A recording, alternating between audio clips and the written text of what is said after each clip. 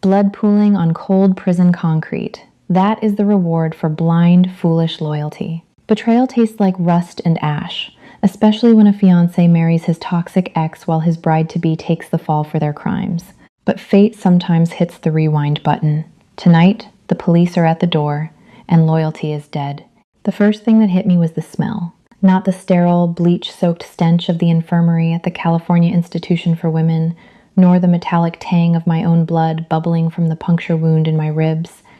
It was the smell of damp earth, rain on hot asphalt, and the faint, comforting aroma of the vanilla candle I always burned on autumn nights. My eyes snapped open. I gasped, my hands flying to my side, expecting to feel the slick warmth of a fatal stab wound. There was nothing, just the soft cotton of my pajama shirt and the steady, rapid thumping of my own unbroken heart. I sat up, the room spinning as disorientation washed over me. This was my apartment, my old apartment on Maple Street. The glowing red digits of the alarm clock on my nightstand read 11:42 p.m. The date on my phone lock screen confirmed the impossible. October 14th. I hadn't just survived. I had woken up exactly 3 years in the past. A violent shudder racked my body as the memories of my previous life crashed down on me like a collapsing building. October 14th was the night everything ended. It was the night my fiancé, Caleb Donovan, burst through my front door in a blind panic, carrying a navy blue duffel bag that belonged to his troubled ex-girlfriend, Jessica Miller. In that past life, I had been the perfect, supportive partner.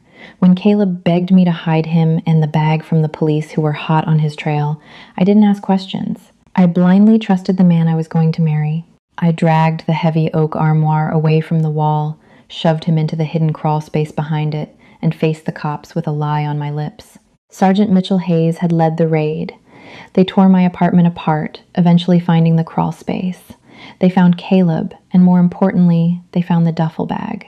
Inside were 3 kilos of uncut fentanyl and an unregistered Glock 19 that had been used in an armed robbery 2 days prior.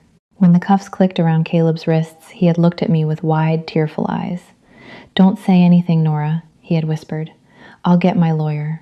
I'll fix this." He didn't fix it. When the pressure mounted, Caleb cut a sweetheart plea deal with the district attorney.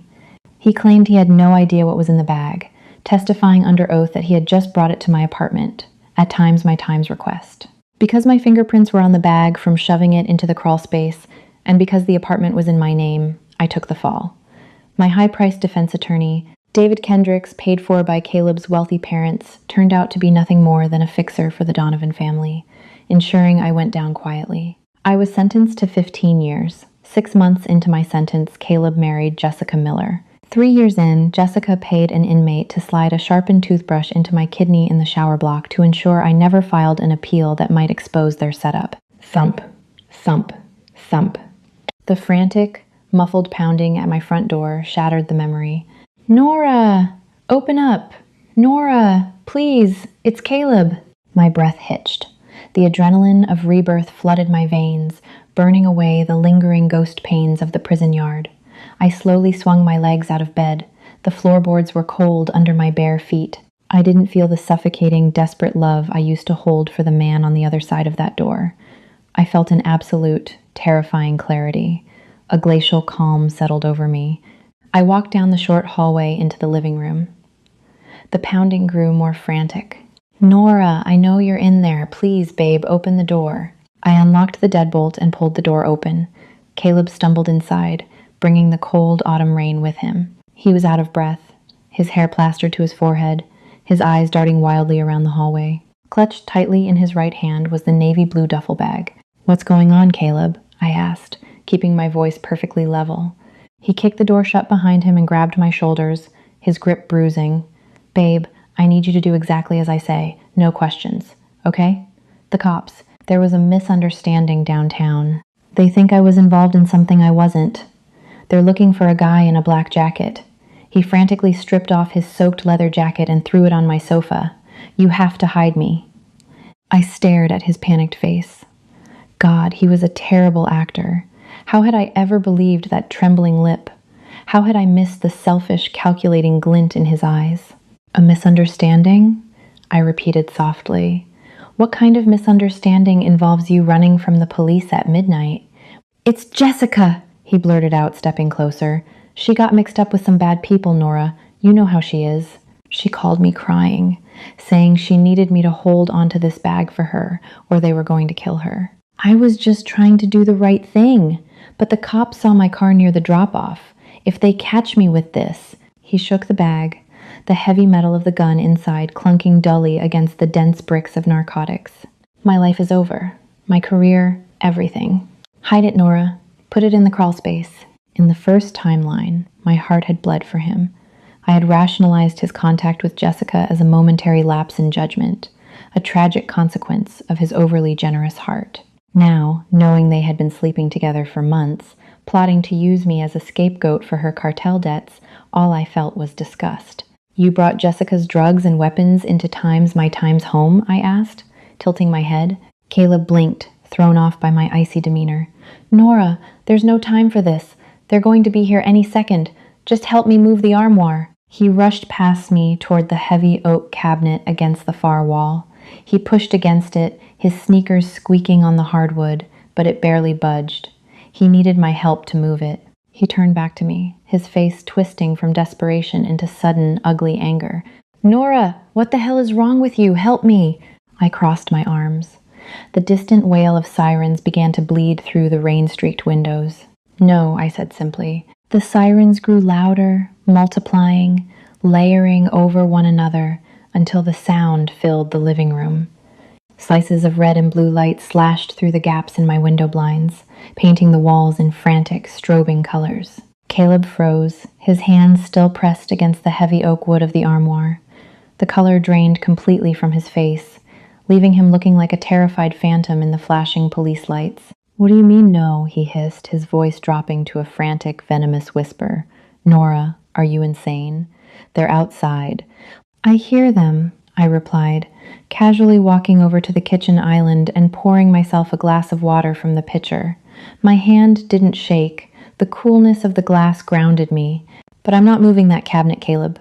I'm not hiding you, and I am absolutely not hiding Jessica's contraband. You selfish bitch! The mask slipped entirely. Gone was the pleading fiancé. In his place stood the cornered rat I had finally met in the courtroom 3 years ago.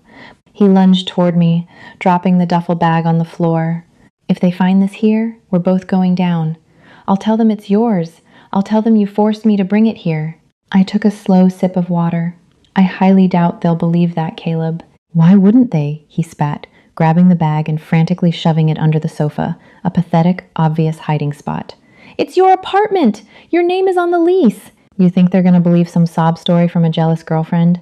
I think, I said, setting the glass down with a sharp clink, they'll believe the hallway security footage. Caleb stopped dead, halfway crouched behind the sofa. What? The Ring camera I installed above the front door last week, I reminded him. The one you told me to disable because it was an invasion of privacy. I turned it back on yesterday. It records motion, Caleb, and it records audio. It captured you sprinting down the hall, terrified, clutching that exact blue bag. It also captured you banging on my door, begging me to hide you. His jaw went slack. The blood that had drained from his face was now replaced by an ugly, mottled red You. You recorded me? Before he could take another step toward me, the pounding began. It wasn't the frantic knocking of a desperate boyfriend.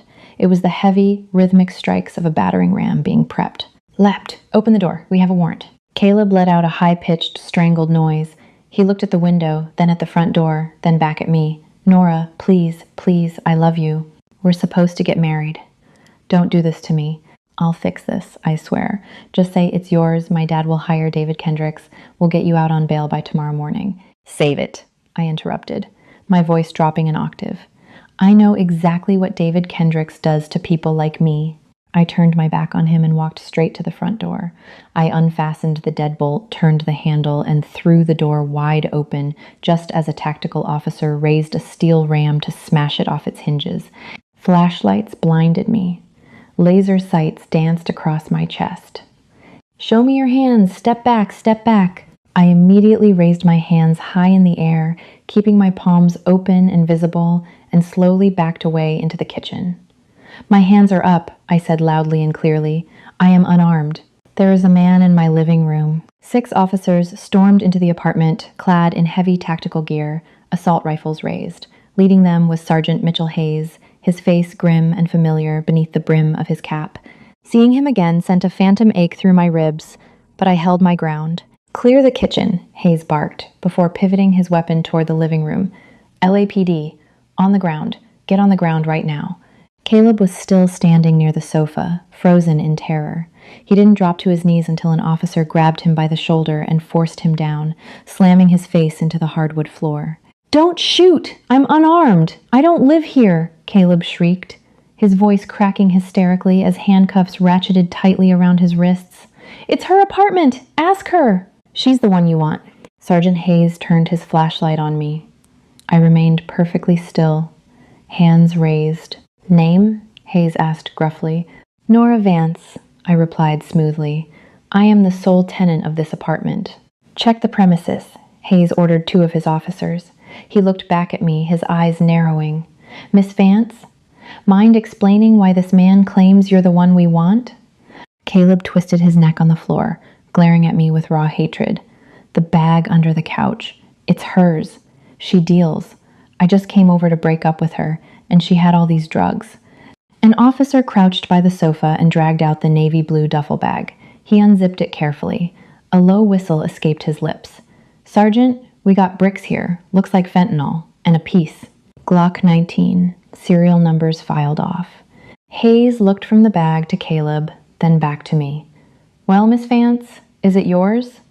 This was the moment.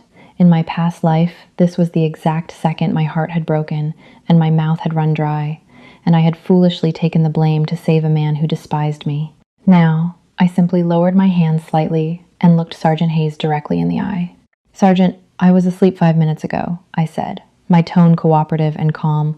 "That man is Caleb Donovan. He broke into my apartment 3 minutes ago in an absolute panic, carrying that exact bag. I have no idea what is inside it." "She's lying," Caleb screamed from the floor, spit flying from his lips. "She's a lying bitch." "Shut up," the officer holding him snapped, pressing a knee into Caleb's back. "I can prove it, officer," I continued smoothly, ignoring Caleb's outburst. "I have a Ring camera mounted right outside my front door. It records directly to cloud storage on my phone. It will show Caleb Donovan running down the hallway alone, carrying that blue bag and begging me to let him in. Furthermore, my phone has been recording audio in my pocket since I opened the door for him." I slowly pointed to my pajama pants pocket. "You will hear him explicitly stating that the bag belongs to his ex-girlfriend, Jessica Miller, and asking me to hide it for him to evade the police." The room fell dead silent, save for the crackle of the police radios. Sergeant Hayes raised an eyebrow, clearly impressed. He looked down at Caleb, who had gone entirely limp against the floorboards, all the fight draining out of him as the reality of my words set in. "Well now," Hayes murmured, a grim smile playing on his lips. "That makes my job a whole lot easier." Hayes holstered his weapon and gestured to my pocket. "Let's take a look at that footage, Miss Vance, and as for you, Mr. Donovan." He looked down at my ex-fiancé, whose eyes were wide with a terror so pure it was almost intoxicating to witness. "You have the right to remain silent, though it sounds like you've already said plenty." As the officers hauled Caleb to his feet, he didn't scream anymore. He just stared at me, completely shattered, realizing that his perfect, compliant shield had just turned into the sword that executed him. I held his gaze, my face devoid of pity. "You should have called Jessica," I whispered. The precinct smelled exactly as it did in my nightmares: stale coffee, floor wax, and the unmistakable metallic tang of adrenaline. But this time, I wasn't sitting in the interrogation room, chained to a metal desk. I was lounging in the victim's liaison office, sipping a lukewarm chamomile tea while the detectives reviewed my Ring footage and phone audio. By 3 a.m., Caleb's fate was sealed in digital HD. I was just signing my witness statement when the heavy wooden door swung open. In walked David Kendricks. He looked exactly as I remembered from my past life: impeccably tailored charcoal suit, silver hair swept back, smelling faintly of peppermint and expensive scotch. In the original timeline, he had held my hand, smiled warmly, and told me that taking a plea deal was the only way to save Caleb's future. He had promised me I would only serve a few months. He had lied. Nora, my dear, Kendricks purred, stepping into the room and closing the door behind him. He didn't look at the observing officer outside the glass. Caleb's parents sent me the moment they got the call. This is a terrible misunderstanding. We need to get you both out of this. I didn't stand up. I just looked at his expensive Italian loafers. There is no both of us, Mr. Kendricks. Caleb broke into my home with 3 kilos of fentanyl and a stolen firearm. I'm just a witness. His paternal smile tightened. He pulled up a chair, leaning in close. Listen to me very carefully, Nora. The Donovan family has immense resources. Caleb is looking at federal trafficking charges. If you were to adjust your statement, say the camera audio was glitchy, or that you had previously agreed to hold the bag without knowing its contents. Are you suborning perjury, David? I interrupted, my voice crystal clear. Kendricks flinched, his eyes darting to the glass window of the office. I am merely suggesting that memory is a fragile thing, especially under trauma. The Donovans are prepared to offer a substantial relocation fund for your troubles. $500,000, tax-free. You could start fresh anywhere. In my past life, I had sacrificed my freedom for love. Now, he thought I would sell it for cash. I reached into my pocket, pulled out my phone, and tapped the screen. The red recording icon had been blinking the entire time he was in the room. I think Sergeant Hayes will find this conversation fascinating, Mr. Kendricks, I said, offering a cold, dead-eyed smile. I suggest you leave before I add witness tampering to Caleb's mounting list of problems.